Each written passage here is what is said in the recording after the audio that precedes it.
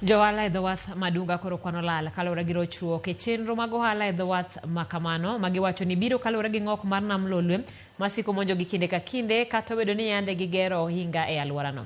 Giwacho ni kwan jowuoth malimo dho wadhno bende medo mana dok piny. Giywak ne piny owacho mondo orugi kony mapiyo piyo mondo resgi e midhierono manyaka gi e sechegi osemiyo thothgi owito thuolo mag yuto.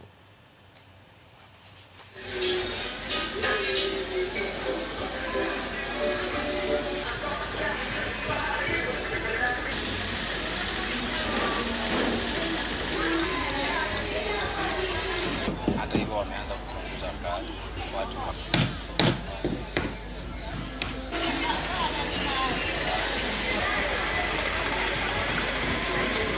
na mopong maping ok nyaka oko makata koro wendo manya donjo mondo aus nyaka ta rech ok anyal yudo